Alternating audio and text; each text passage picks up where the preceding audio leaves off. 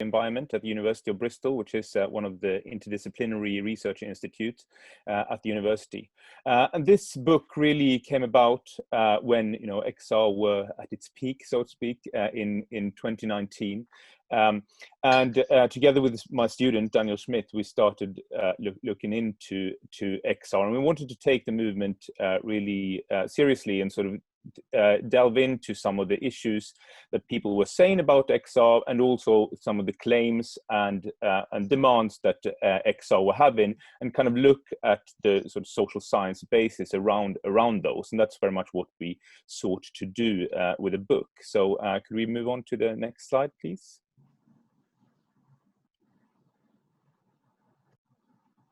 So in the book, what we then sort of the questions that we are trying to address and that we do in the 5 chapters is, first of all, there was a lot of talk and a lot of accusations against XR for the kind of activism that they were practicing, and that there were a lot of people that calling them anarchist and so on. So we delved into that, and we looked at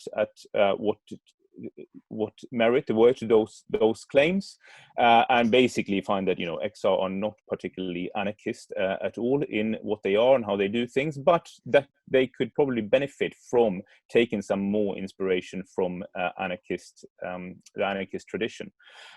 We then look into sort of civil disobedience of XR and ask how do XR justify their law breaking, and is it effective? And there we on the whole, I mean, I think our interest in XR stems from that, we saw that they were having a great effect. And if you see what happened with in the British climate politics in 2019, you can see that around the time when XR is at its peak with their sort of April occupation of central London, that resulted, directly in the declaration of climate emergency, and we can also over 2019 see an increase in people's concerns, in the general public's concern about climate change. So we can see that although it's difficult to establish causation, we can see that XR is very much their part of bringing climate change to the fore. And I think that's really been recognized amongst the climate community, such as Cabot Institute, that that kind of elevation of climate change as an issue that is talked about and that is paid attention to had a lot to do with both XR and, of course, the youth climate strikers. And we then look at the sort of literature around civil disobedience, and which often has this kind of communicative effect, and that really often is very good at breaking through to the public, and good at getting attention. And that the law breaking in itself is sort of justified in a sort of liberal framework of being within the state rather than in an anarchist way, kind of outside or against the state. We then asked how democratic XR are as a movement, and then found that they are perhaps not as democratic as other social movements. They have quite a different way of organizing internally that is certainly not non-democratic, but that it's often decision making in XR is often quite diffuse, and a lot of people are not really sure where decisions are made. That said, they are trying to be transparent about that, but still there's a lot of confusion around that.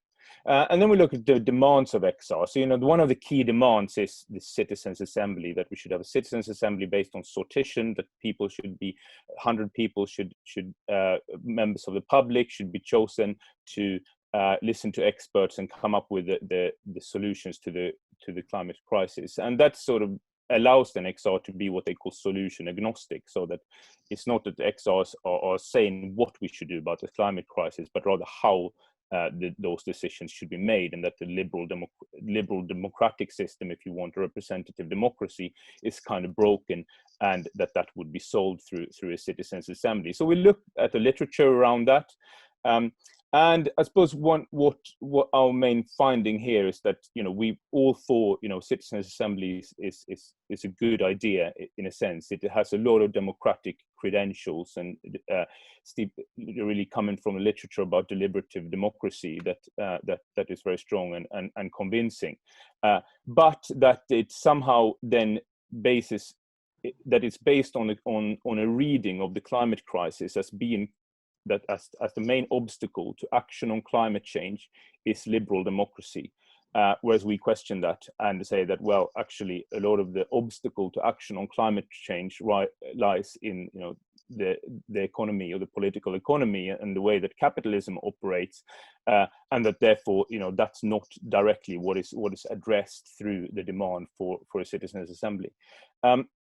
We then lastly looked at the sort of claim of Extinction Rebellion, that they were engaged in what they called civil resistance, and the civil resistance model, where they said that 3.5% of the population can change the status quo, and we looked quite in detail at where that claim came from, and found that, I suppose, to be very dubious, and that there are claims by XR that this is based in sort of social science and history, and we basically undermine that by looking at the cases where that very dubious number comes from in the first place, are basically toppling of dictators, of authoritarian regimes in around the world, replaced by more liberal regimes.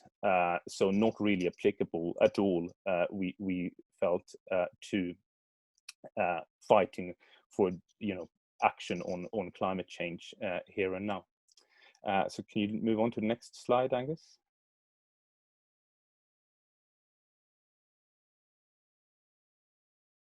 So then, a lot has happened since then, and if one of the main kind of argument in our book, I suppose, is that XR needs to pay more attention to capitalism and the political economy, and that's not just in how they do things, but what are the demands of XR and the climate movement more broadly, and I think we also try to draw lessons from XR into the broader climate movement, and then encourage people to think more about who and what stands in the way of action on climate change, and how are those actors best fought. Of course, since we wrote this book, you have had the sort of money rebellion coming out as part of XR, which very much speaks to many of our concerns. Obviously, we were not the only people thinking this about XR, but it remains the case that XR is quite focused on the establishment of a citizens' assembly, for example, and that their demands are they have also recently launched this sort of climate and ecological emergency bill that they are trying to get through to Parliament, but that is also still a very technical and democratic sort of level, as opposed to trying to do something about demands about the political economy. So yeah, that's the kind of main thrust of the book, and I look forward to hear what I would say.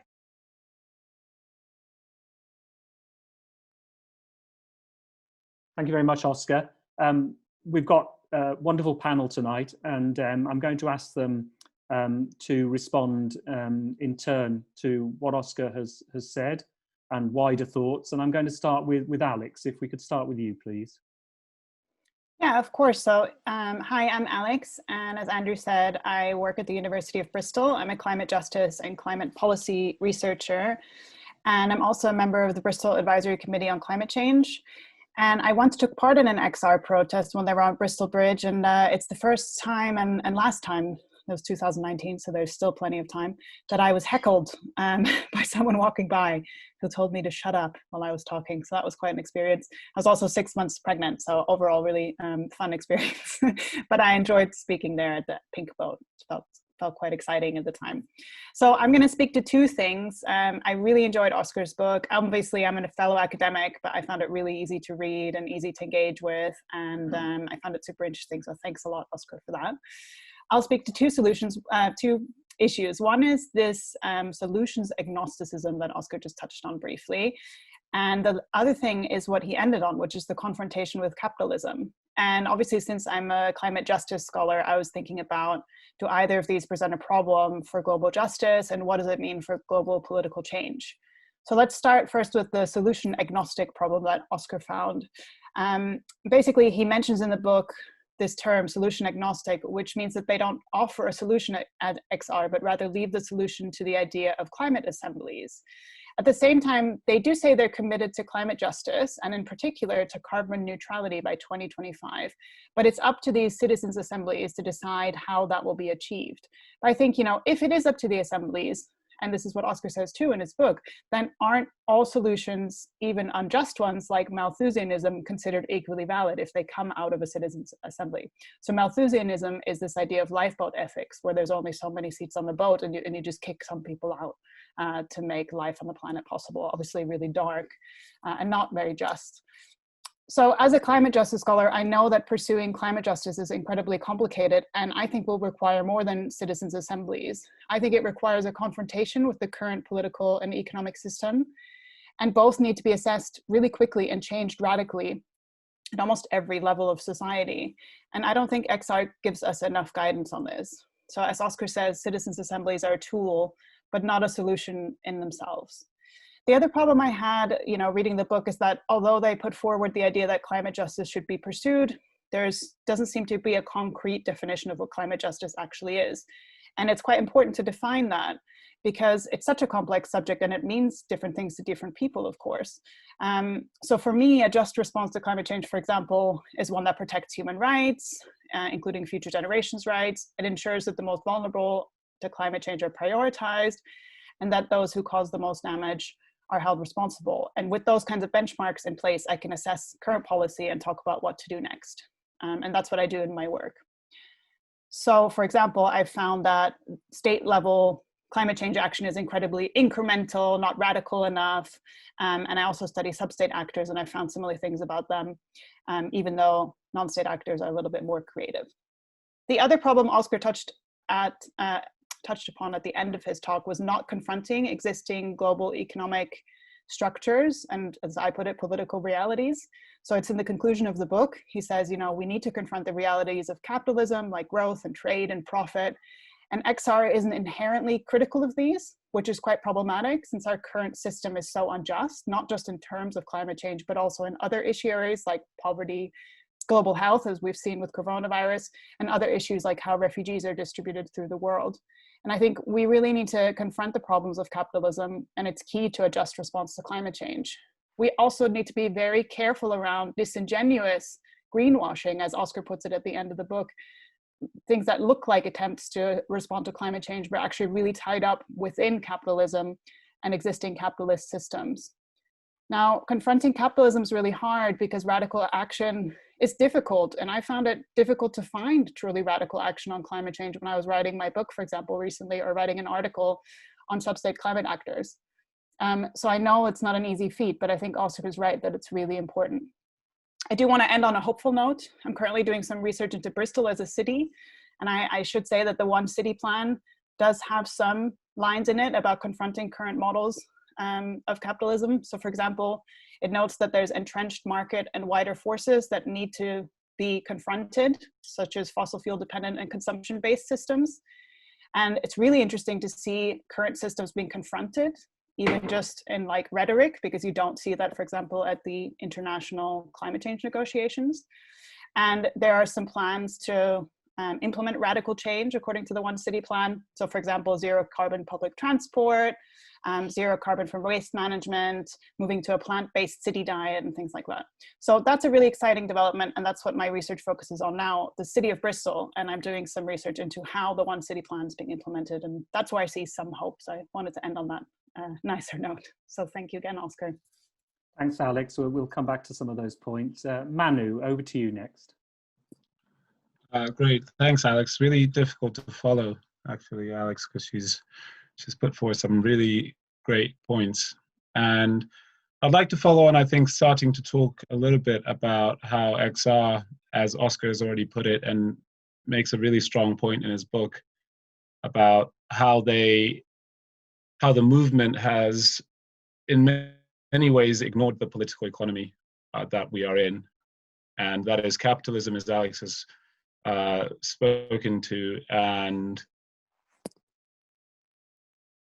ultimately, to me, I always think back to my grandmother, and my grandmother was a subsistence farmer in the middle of Zimbabwe, and her entire life was spent farming corn, cotton, and vegetables, and that's what she did. You know, she died at the age of 89, still a very strong and healthy woman, and she was at the behest of the elements.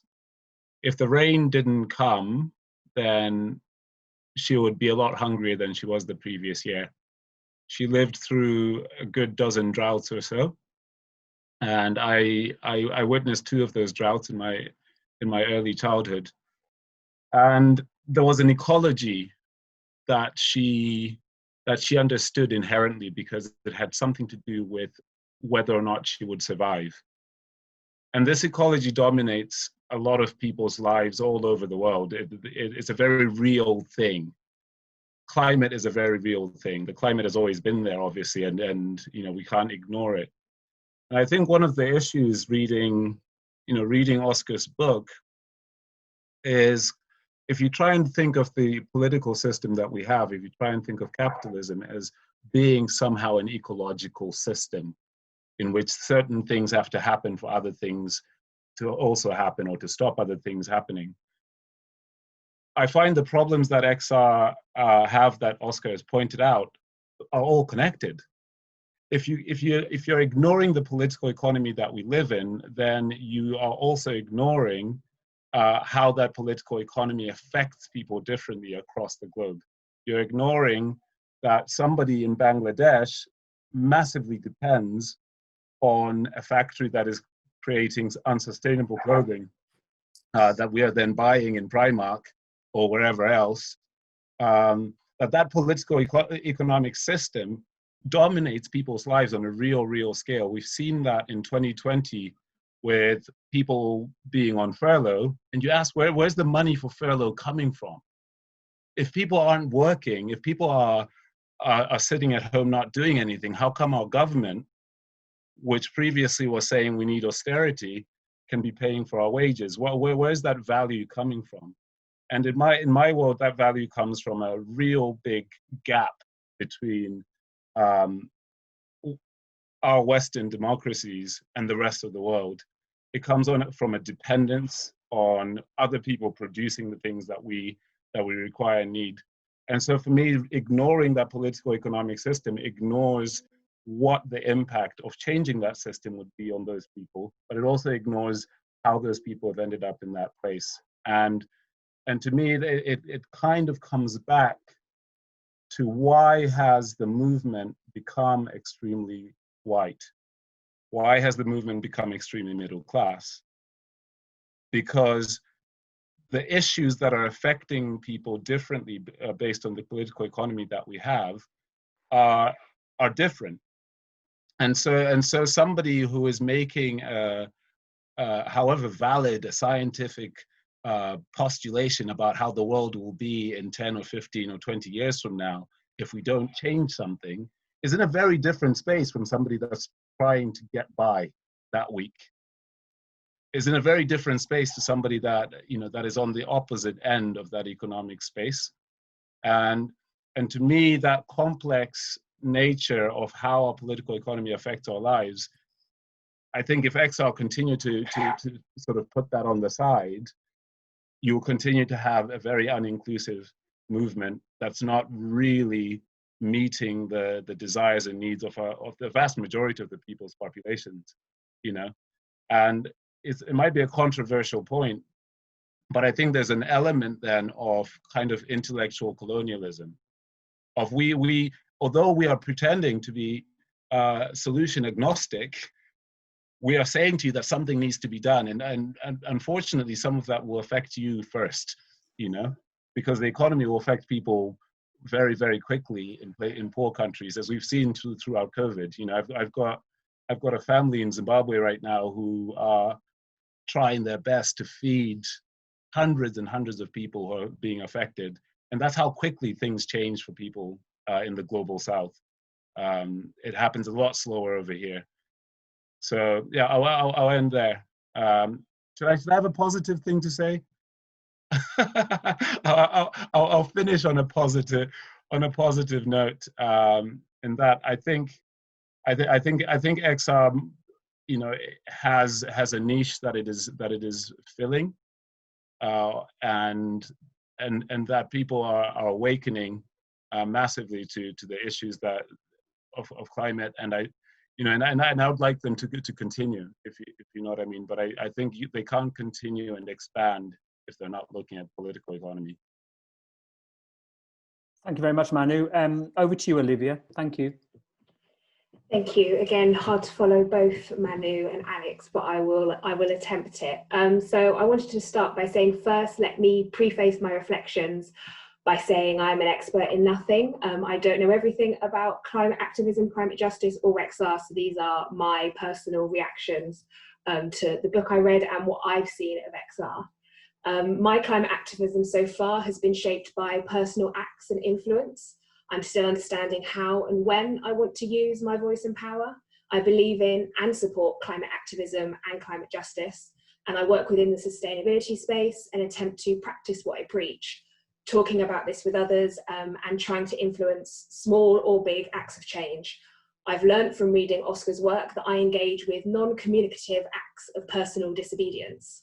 So, given my personal relationship and approach to activism, I began to think on my personal creative tensions, these opposing forces that Oscar highlights that are part of all movements and aren't necessarily a negative as they drive movements to evolve, grow, and hopefully improve. The creative tension I would like to reflect upon is the fact that in many ways I do not see XR as enough, as has been touched upon by Oscar, Alix, and Manu when it comes to climate activism. Yet civil disobedience sits beyond my comfort zone. So how can I simultaneously want more and less of a movement? There are three key places where I find this movement to be lacking: explicit demands around climate justice, lack of complete engagement with the political economy, and an unwillingness to engage with solutions. These have all kind of been chatted about before, but I'll just briefly touch on my reflections as well. These are all things in which XR do to some extent engage with through campaigns, and as the movement grows and evolves and starts to address its flaws and limitations, these do seem to be moving further forward in the agenda. But for me, however, right now, XR is not enough in these areas. Climate justice, in my opinion, is at the heart of tackling climate change. And by framing change in this light, just transitions will be pushed forward. This has been reflected in the US XR's additional demand, but has yet to be fully embraced, I feel, in the UK. The other places where I find it to be lacking are the political economy and engagement with solutions. These can be coupled, I feel, under one theme of not being explicitly revolutionary. As Oscar states in his book, depending on who you ask, what questions to, and where your personal politics sit, you may find XR to be either revolutionary or reformist. For me, particularly in relation to the issues I've already highlighted, XR is not revolutionary enough.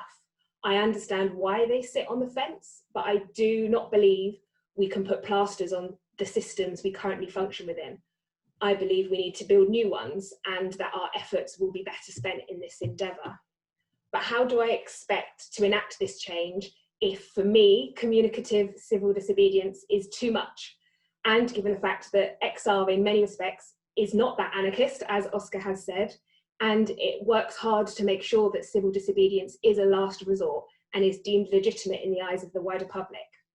When I was younger, as a budding engineer, my answer would have been just invent something or create and build a brilliant technology and the people will come.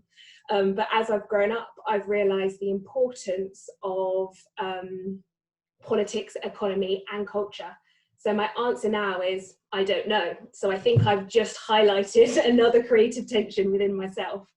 Am I happy to let others take part in these sacrificial acts whilst I partake in my personal disobedience? No, I would and believe I should be on the front line as well if I believe in the cause. So therefore, would I be willing to engage in civil disobedience if I found a movement that I trusted more than I do XR? Again, an impossible question to answer, but I hope it would be yes. This leads me to my final thoughts. In my previous job, we worked within a non-hierarchical structure, so we made group decisions.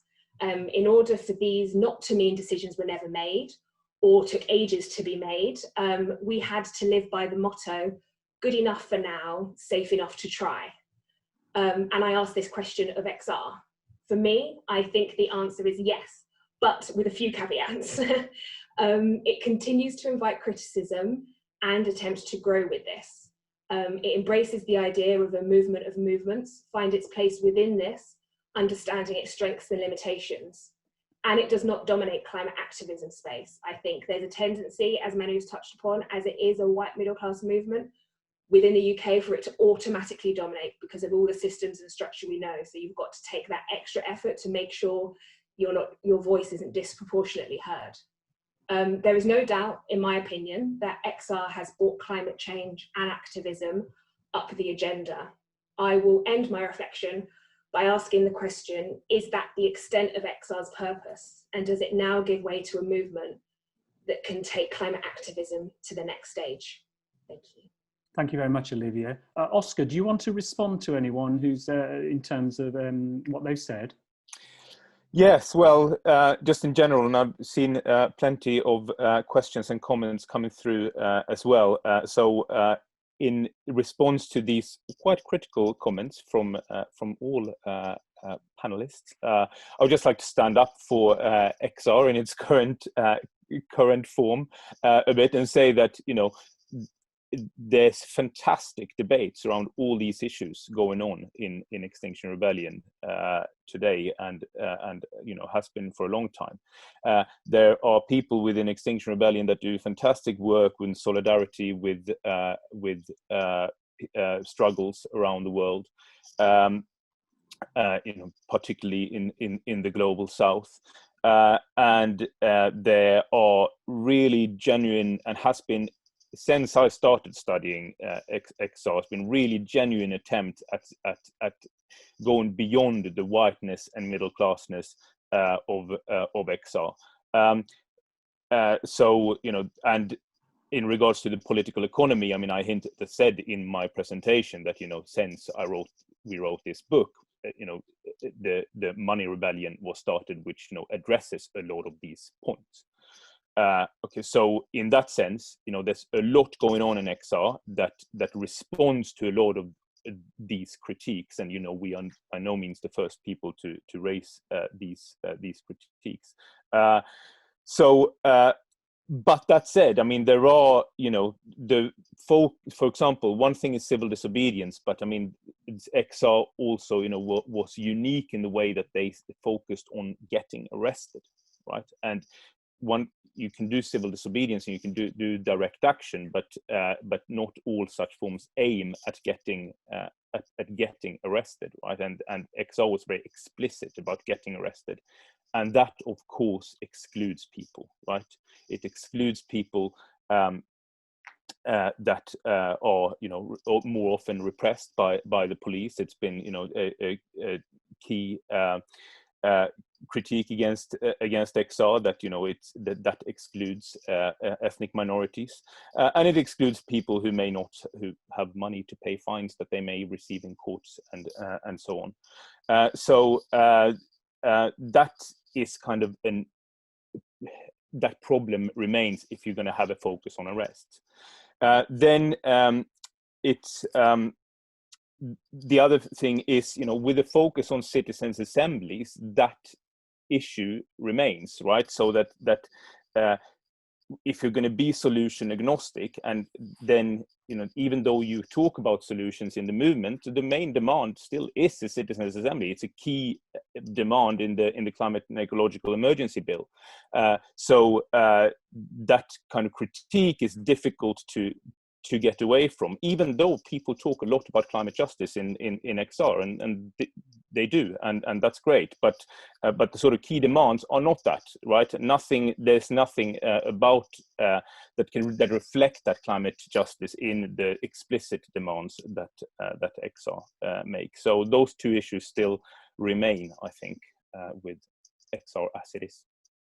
Thank you very much, Oscar. There's loads of questions already come up, and we've had the questions that were submitted before, and so I'm going to try and merge a lot of these points together. I apologize in advance that I'm not going to be able to get to them all. It's also worth noting that someone in the chat pointed out that XR is changing itself, that the new strategy document is being created, and that's obviously something to look out for. But I wanted to start by trying to look at this issue about capitalism and about the need to change capitalism, because someone in the chat pointed out, how do you bring on board conservatives then into this not necessarily this movement, but into this movement for change? Alix, can I start with, I'm going to ask all the panelists one because it's come up many times really in terms of how the movement is represented, not just of race, working class people and so on, which we may want to come back to, but particularly about how you create this movement for change, which embraces much wider than what we've had so far. Well, look, the scientists at the IPCC and the diplomats at the United Nations Framework for Climate Change have been trying to bring on board everybody and conservatives for 30 years, and has led to not much action on climate change at the global scale. It has led to emissions continuing to rise and temperatures continuing to rise. And to be honest with you, I'm not sure how much we need to pander to people who are not on board with doing more.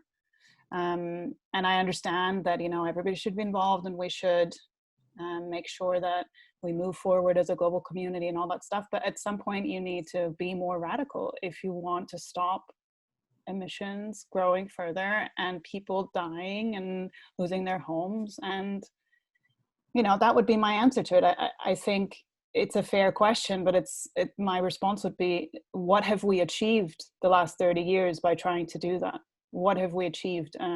Yeah, that would be my answer. And, you know, I have written quite a lot on this. I've studied this for the last decade of my life, and I'm just very angry with incremental action. So that's probably why you noticed me getting a bit annoyed with that question. I hope somebody else has a clearer answer. Olivia, can I come to you next on that one? Olivia, can you also explain what your role as a Black and Green ambassador, just for people who don't know that? Yes, yeah. So I'm a Black and Green ambassador.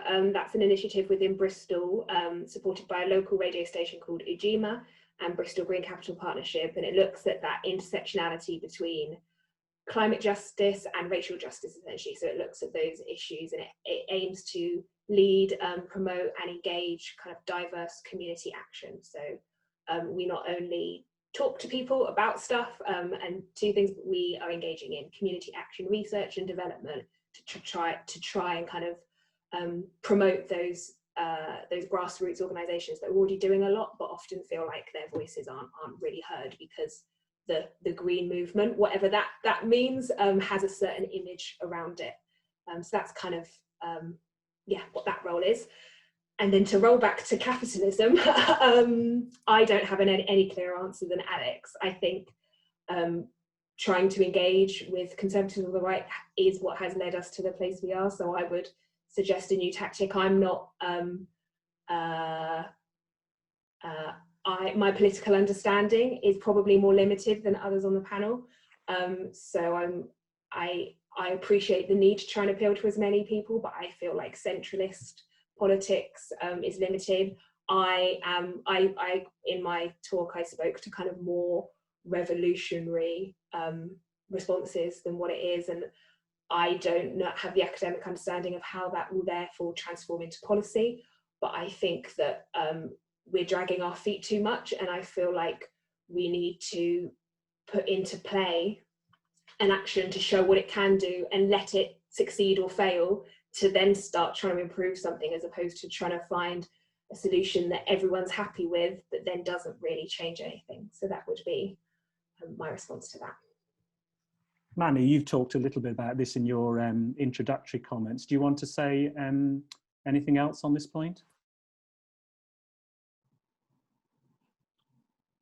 Yeah, I think I agree with both Alix and Olivia in many ways. I think there is, you know, there's a real need for a radical rethink about how we do that, you know, how we move forward, and from, you know, I was probably a lot more critical of XR than I am in real life in my opening comments, because I have a lot of friends who are in XR, and it's not a contiguous organization, right, where everything is happening the same everywhere. But I think the, you know, the question of how one challenges capitalism and at the same time allows for people's livelihoods to not be affected is a really, really big one for me, because the fragility of economic systems where I'm from and in countries like the ones I'm from is such that very minor changes to supply chains, very minor changes to you know, to the way people can work, have a massive and dramatic effect on whether or not people survive. Thank you, Manu.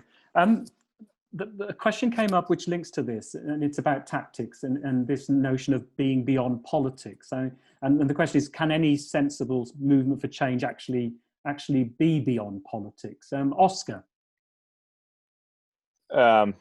I've really always struggled with the claim to be beyond politics. I understand why you would want to be beyond party politics, why you would want to not be constrained by the limits of party politics, but that does not mean that you are beyond politics. I mean, of course, XR are a deeply political movement, but and I suppose what many people try to do is to push it to, and you know, us included, to be more political. I think there's a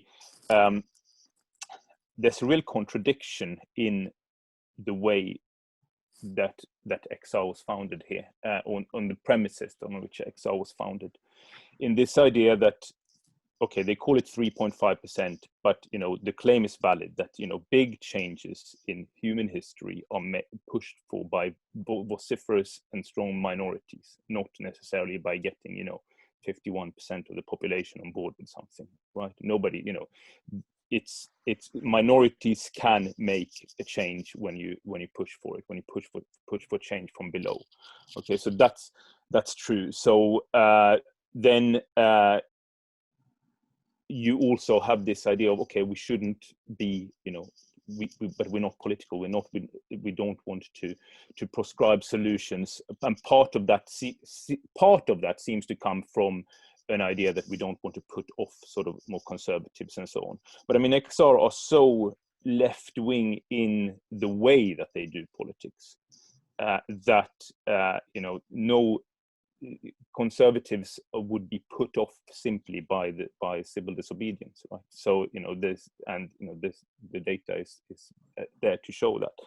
So if you want to bring, you know, it shouldn't stop you. You shouldn't say, oh, we don't want to come with too left-wing demands when the politics that you're doing is so left-wing in the first place, right? It is kind of a contradiction there, so that if you really wanted to get as many people on board as possible, it's really the left-wingers that you need to appeal to, and not the conservatives. XR are never going to be the ones that wake up conservatives in Britain to climate change. I mean, more than they have already done. I mean, I suppose that's, you know, it's up to, if conservatives want to deny the science, then, you know, they can do that. But, you know, in terms of coming up with solutions from their perspective, well, it's up to conservatives to do that. I think not us. But yeah, that's really what I have to say about it. I want to move on from this subject because we've got quite a lot of questions, but I wanted to talk about civil disobedience as a tactic. And Oscar, you mentioned in your introduction this about a focus perhaps on examples of some areas like in the United States and civil rights. There's been a question about, has there been any examples of systemic change in the past which make useful reference for climate action now? And this is something which I think I can ask all of you about. And it's also a point which came up in the many questions that we had in advance. Manu, what about systemic? Is there anything that's inspired you from the past which helps you with your work on climate action now, where actually change has happened? I think the end of colonialism in Africa, you've got some very good examples of places where conflict didn't happen, and yet the pressures were equal of the former European powers that were in place. I mean, Ghana, for example, when it seized its independence very early on in the process, I think it was one of the first countries to gain independence. You know, colonialism had ravaged Africa and extracted so many of its resources and in many ways, placed most of its population into indentured labor for hundreds of years. Before that, slavery, and you see the example in Ghana of there being a conversation, obviously, between highly educated Ghanaians, Black Ghanaians, and the British. But ultimately, you come out of that process. You come out of that process where people are starting to say, we're not going to stand for colonialism because it doesn't serve our interest; it serves your interest. And people can go away and read on that. And you come out of it with with the end of colonialism in that country. I like the example that Oscar used in his book about XR looking to the movement that Gandhi started in South Africa and then moved to India. And something really interests me about the fact that the people that gathered around Gandhi's movement, as far as I understood it, there was a real direct impact on their lives of what was going on. So that 3.5%, like Oscar talked about dictatorships and so forth, it tends to be people that are directly being affected in that very, very moment by the things, or there's a swell, there's an organic swell of needing change. And sometimes I think for some people, at least some of the people that I talk to, especially youngsters, some of them find some of the issues quite abstract at the moment. And I don't know how we change the narrative from the issues of climate change being abstract for a lot of people to actually being something real that they want to stand for. And I think that's when you get system change, when the issues are real and people are fighting for something that feels relevant to their lives. Alix, I want to come to you next on this, and then Olivia. I've got a particular question for Olivia which links to this, so I'll come to you after that. I think Manu's example is really good. I would just say there have been some positive examples of change in environmentalism. So one of the most kind of cited ones that I teach my students about as well is the ozone problem and the problem of CFCs, which was quite quickly phased out. The thing with that example, though, is that there was a solution, an alternative that was possible to be implemented really quickly. But you can see that, if there is a solution to an obviously threatening environmental problem, people are willing to take action on it, and quickly at the global scale. So that is an example of systemic change. But I think, decolonization is much more interesting. I just wanted to bring in an environmental one. Olivia, part of your work is about encouraging more participation by underrepresented groups. How can that be achieved? I mean, this was also questions which came up in some of the questions we had before. And how can that be achieved? And what are the lessons you've learned? I know you've only recently started in this role, but what are the lessons that you've learned? I think it's about. I think we saw a lot in the chat about not assuming that people aren't already engaged. I think there's an assumption that, I think I saw a comment that said, we can't make people interested. I think more people than people realize are interested. It just looks differently to how you might engage with it. I have the luxury of being able to work in sustainability. I can afford to pay that little bit extra to shop at my local grocers. I think and therefore I've got a little bit of a garden, so I can grow things. I think what I found, it's a much more about meeting people where they're at and not using language like we've been using tonight that's so steeped in various meaning. I mean, what is green, what is sustainability? I mean, you know, these terms don't have very clear definitions, and I think it's all about meeting people where there's at and not using this greenwashing language that Oscar alludes to in his book, and just talking about kind of real tangible things. And this is where I think it's really important that there needs to be solutions to stuff, because there's a lot of crossover. So there's, when you look at renewable energy, that is, you know, massive for climate change and addressing that if it's going to move. Renewable energy crosses over with fuel poverty, and you don't have to sell things to people. You don't have to sell things to people at all. But if you just look at things from slightly different angles, I think that helps people to come along with you. And it's not, I think there's a lot, it's about taking away what your definition is and about seeing it from another side. So I think that would be what my learnings are, and I can't remember the other half of the question, so I'm going to stop talking. Yeah, don't worry, there's so many questions, we'll move on to another one now. One that comes up a lot, and this came up in some of the protests that took place when XR blockaded printing plants for newspapers, is about the role of the media. And, you know, someone has posted here about, you know, if only the media told the truth, you know, things might be different. Manu, is this a problem you think exists? Can it be overcome, if so? You know, I think there are two sides to the media now. We are living in a time where social media, for example, has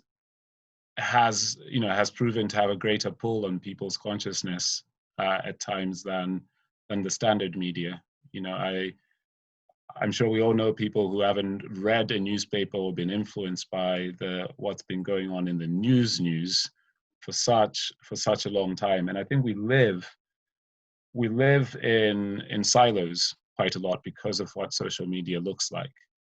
When the Brexit vote was happening, as an example, I lived in my Bristol bubble of all of us going, oh, but we love Europe. We all love Europe. Europe is so great, you know.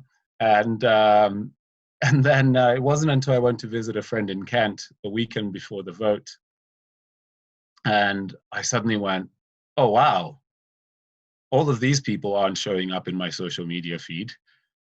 All of these people are reading a completely different newspaper to the one that I'm reading. And I think as a society we're at risk, really, and I think it's a real risk that's shown itself in America through Trump, that's showing itself over here in many other ways, of being really divided as to what our cultural, what we understand to be the world, you know. So what I understand to be the world now is so determined by what I'm being confronted with on my social media feed, you know, even if I only check it once a day or something like that. And the newspapers are now starting to react as well to what's happening in social media. The number of times you read The Guardian or The Times, and there's references to, he said on Twitter, she said on Facebook, they posted this on Instagram.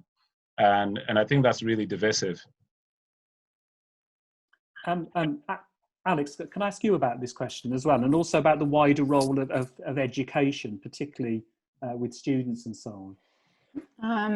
Well, in terms of media, I found it really interesting that the BBC took so long to kind of stop saying we need both sides of the debate of the science. We need to have a critic of climate change science every time we report on climate change. You know, it was only a few years ago that they said no more of that, and reporting it as fact now that there is a climate emergency. That's really interesting, and it shows you know, how resistant the media was to doing that for so long. And I think that is quite important. What was the second question, Andrew? Role of education. About you work with obviously lots of young people as students and so on. I mean, you know, what's their approach to this and views on this? What's interesting with students, and also when I do public engagement, and this has certainly changed thanks to Greta Thunberg and the school strikes and Extinction Rebellion as well, is that people were like, wait a second, climate change is an issue of social justice. You know, I learned this as an issue of science and geography, and I never thought about it in terms of who has caused the problem and who's suffering from the problem and who might owe what and what human rights are at stake. So I've sensed a shift over that very quickly in the past couple of years. But before that, people were shocked and found it really important to talk about climate change as an issue of justice for the first time. And I had students telling me I didn't care about climate change until I learned about it like this. And I remember really distinctly, we were at an event with Cabot when the 2018 IPCC 1.5 degree report launched. And we had IPCC scientists speaking at the event, and one of the IPCC scientists' children came up to me, a teenager, and said, I'd never thought about climate change as an issue of justice. And his parent was a climate change scientist. That just blew my mind. So I do think it's really important, the language we use, and the role that XR has played here is really important. Same with Greta and same with the school strikes, to kind of elevate the discourse and to change our minds on what climate change actually means. Manu, you work with younger people. What's their sense on this, the ones you work with? I think when I was working in a school, there was a real kind of surge around the climate the school strikes when Greta first started doing that. I think there was something quite inspirational about that. Some of them were clearly striking because they didn't want to come to school, and I bet I would have been striking for the same reasons.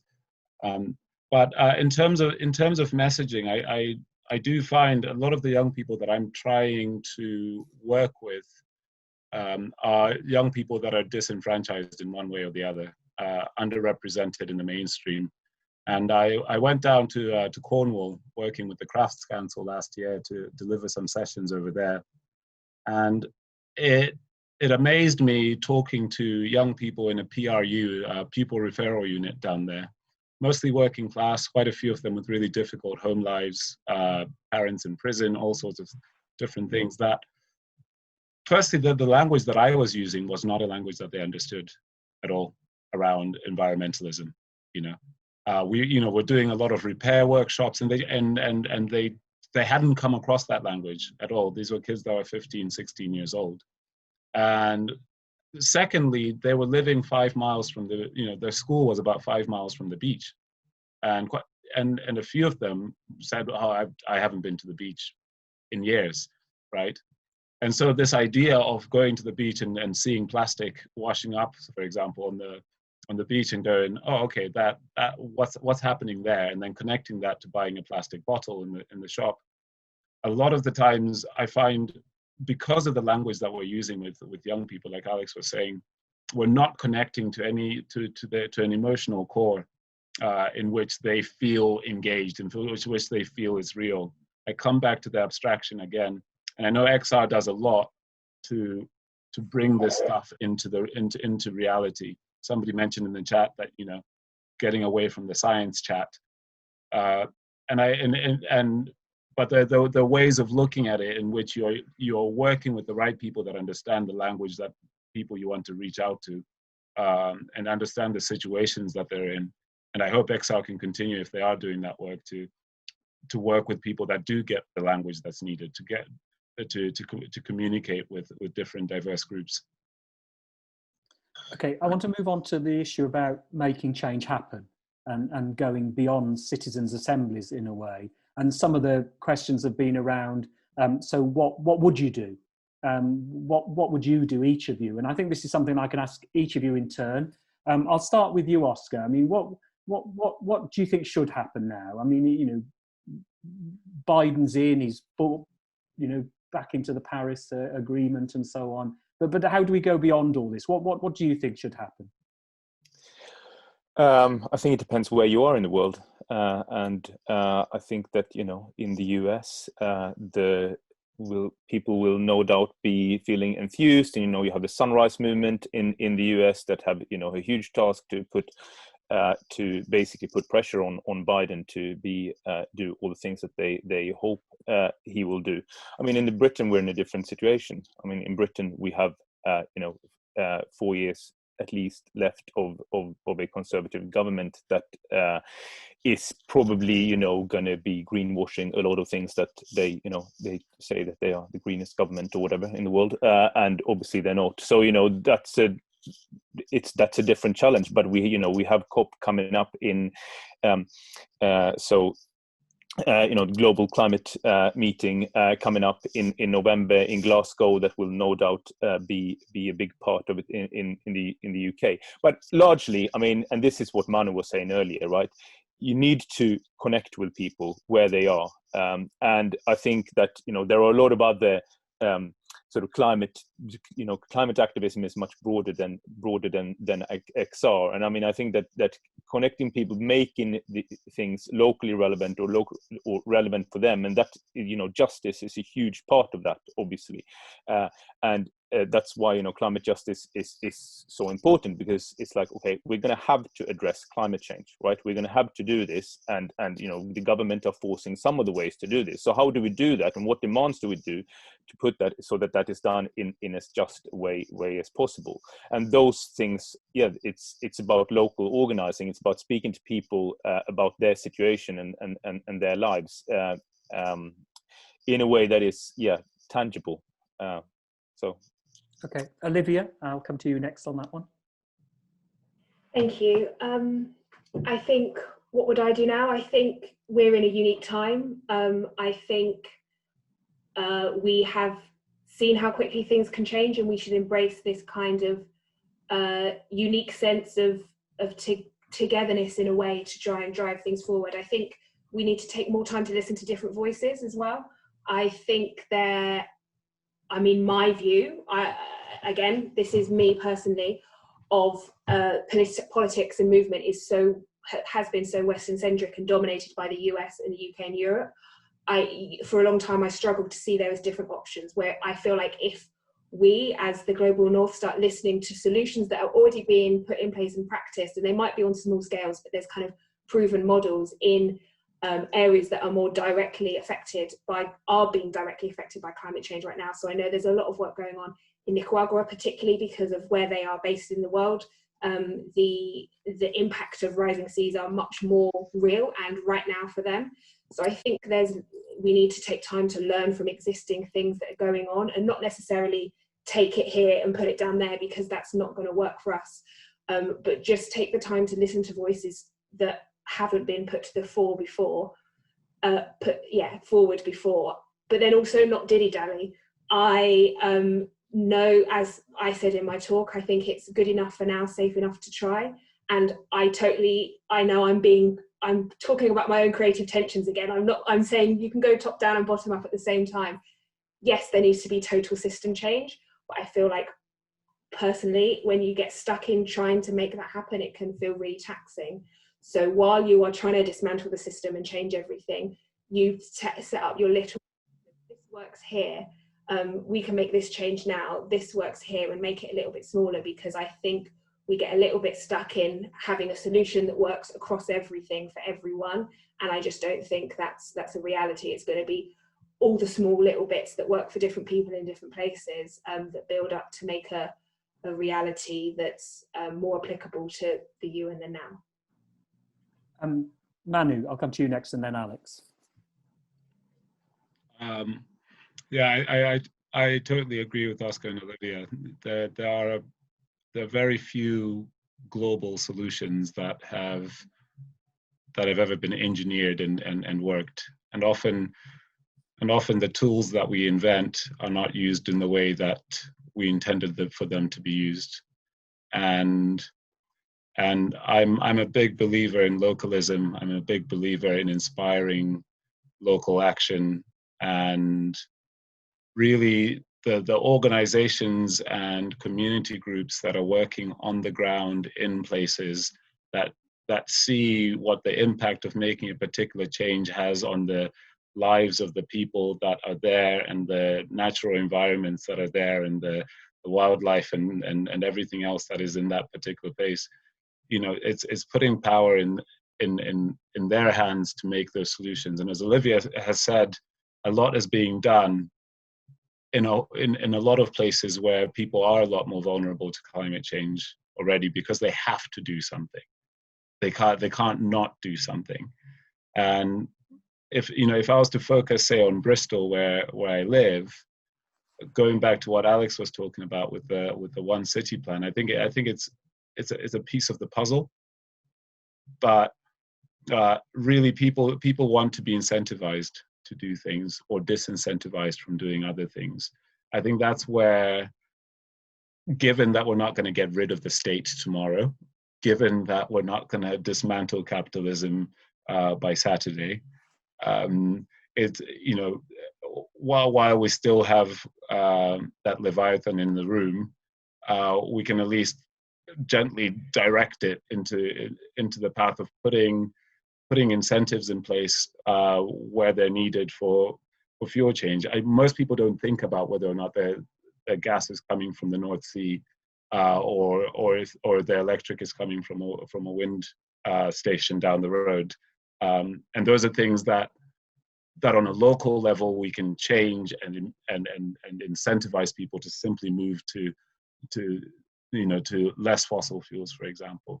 We can be protecting our natural spaces and rewilding, on a really small scale, and encouraging that action and showing why it's successful, why it's making people's lives more worthwhile, why it's working for the economy that people depend on. Alix? Yeah, I mean, a lot has been said, so I don't want to spend too much more time on this question. But you know, I study in my work state versus non-state actors and what they're doing about climate change, and the state action at the global level is problematic for so many reasons, some of which have been touched on by the other panelists. But for me, the most problematic thing is how slow it is. So I'm quite inspired by non-state action, and I think now the focus should be on, you know, what can we do to dismantle or current systems or enable systemic change? Who has the power to do that? Like Olivia said, if you're an individual trying to overthrow capitalism, might be a bit tiring. So yes, fight the good fight, but also understand that there are actors that are much more powerful than you, and think, can you support them? Can you send messages to politicians? Can you take part in things like XR and school strikes and show that you care about climate change without exhausting yourself trying to implement systemic change? I mean, there's so many pieces to this puzzle.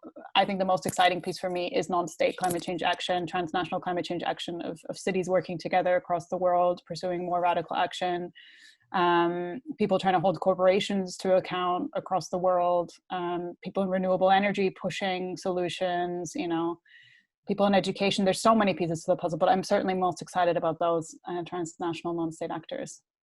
And a number of the points made in the chat refer to local action, eco-villages, and so on. And that's something which I'm sure that is for another time, but was very much noted within the chat.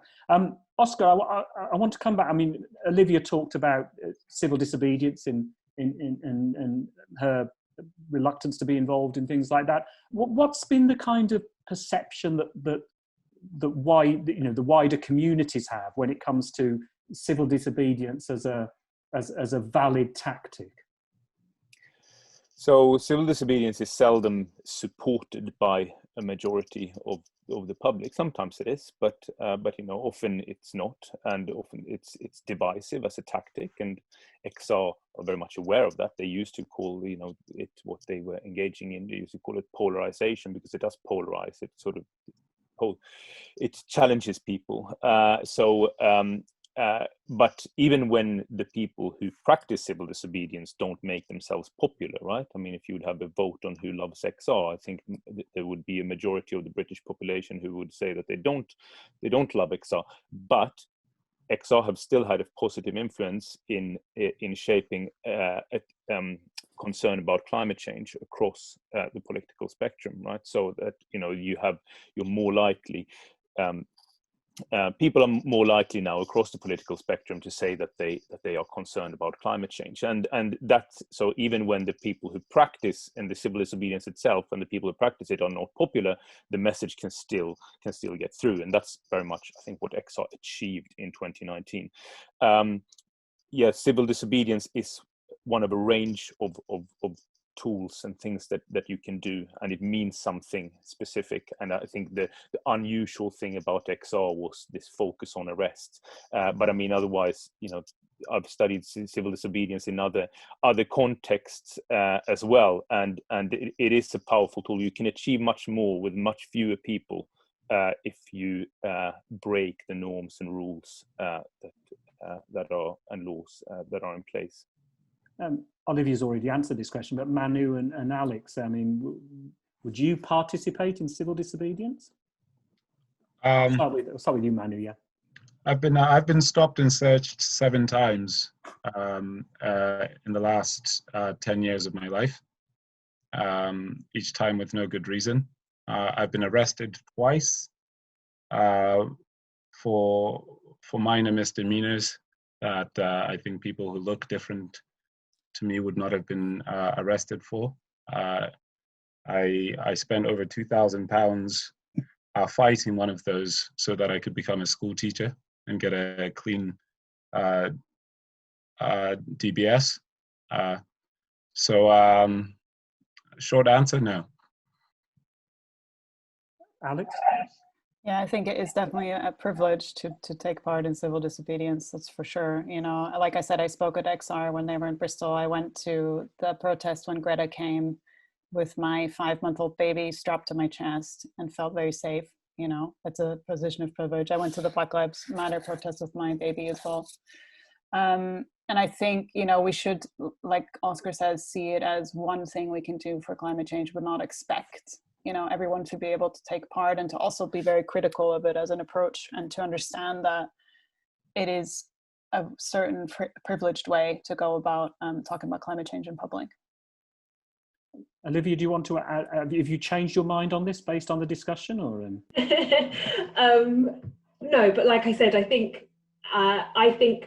in some ways I am lucky and privileged to be in a position where I can decide whether or not I want to engage it. I think this engage in civil disobedience, I think this speaks to where I live in the world. And as Manu said, even though I'd like to think I'm aware and involved with climate change, it's still not an immediate thing to me.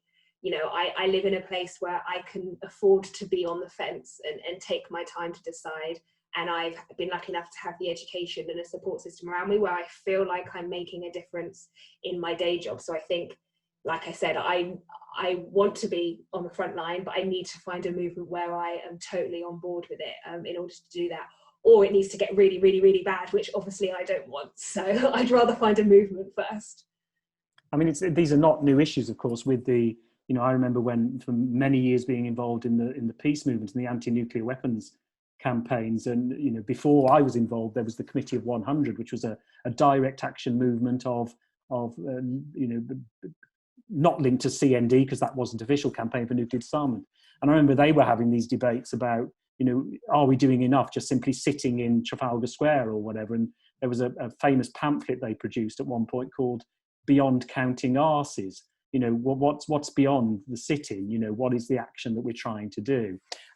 One final question, because we are coming to the end of the time. It's just been posed, actually. It was one that I wanted to say. Has XR, you know, done enough now to kind of step back? Has it done its job, and is it time to move on to other things? I'll ask each of you in turn of this, and I'll start with you, Alix, on that one. No, I don't think so. No, I think there's a place for XR. It's certainly changed the dialogue around climate change, you know, and has played a role along with the other kind of protest movements we saw emerging around that time. And as we've seen very vehemently discussed in the chat, it is evolving and it is changing with the times, and it is trying to listen to criticism, you know. So I'm curious to see more about that. I based my opening comments on Oscar's book because this is the launch of his book, so I don't claim to be an expert on XR. But no, I don't think they've had their day. That would be too harsh, I think, to say. Oscar, then you next. No, I don't think so. I mean, I think that they had a peak in 2019. You know, I don't think that they will ever reach that XR as a movement will ever reach those heights that they did then. But they don't have to. I mean, there's lots of good work going on in XR. They have lots of events like this one, and are a really key part in the debate about climate politics in the UK. And big discussions in XR about what should be the purpose of the movement and so on, big existential discussions. So no, but in the way that they were in 2019, probably not again, but there will be new ways, I'm sure. Manu? Yeah, I believe we need many movements in order to tackle this, and XR is one of those movements. It is still a baby as far as movements go, if it's going to be the force that it would like to be. And so I would love to see XR in one way or another still in the landscape, because I think every time we lose one of these organizations, it's the other side that wins. And I think XR are on the right side as it is. And, you know, they might never have every black person or every brown person or every white working class person on their side, but they're an important part of that puzzle, I think. And yeah, so I hope not. And Olivia? Yeah, I think I touched on this at the end of my reflection, and I would agree with everything that's been said. I think in its form of 2018, 2019, you know, XR of that form doesn't exist. It's evolving, and it continues to evolve, and it has a place and will find its place. I think it's addressing a lot of the criticisms that have come to it, and I ask this question quite a lot because sometimes I have a reaction to XR that's a bit like, oh, that's not the place for me. Yeah, I know that they are making efforts and reaching out in a way to engage different communities. So I think there's a question about how genuine those are, and if they actually kind of play out the way they wanted, and if they don't and they can't, and there needs to be an offshoot or something else, making sure that that's embraced and there's the space left for other people, and that idea of movement. So like the others, yes, it still has its place. It's just finding what that place is, because it's done the job, I think, really well of bringing climate change forward on the agenda. So it's what's next for XR. Well, thank you very much, everyone. We are out of time, I'm afraid. It's been the most fantastic discussion, and we've only begun to touch a few of the questions and comments that were in the chat. A number of people asked whether this recording will be available. It will be available afterwards. Cabot, I'm sure, will send details out of where you can watch it again. And it really is worth going through all those questions and chat again, because these are pertinent questions that we weren't able to answer, but ones I'm sure that we'll come back to during the rest of our work, particularly this year in the work that we're doing on democracy, but beyond that as well. Thank you to Oscar, to Alix, to Manu and Olivia. Do sign up for the newsletters that both Cabot and Festival Ideas issue. We've got more events coming up in Festival Ideas next week.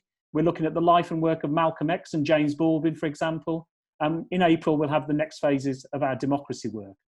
If you'd like a copy of Oscar Berglund and Daniel Schmidt's new book, Extinction Rebellion and Climate Change Activism, Breaking the Law to Change the World, you can order this direct from palgrave.com, and I think it's springer.com as well.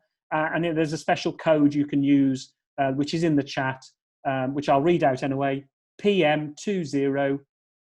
TWENTY ONE1. That's PM 2021. And this will give you a 20% discount, not just on this book, but to all the books published by Oscar's and Daniel's publisher, Palgrave. Thank you to Adele and Angus at Cabot. And once again, thank you all for joining us tonight. Thank you very much.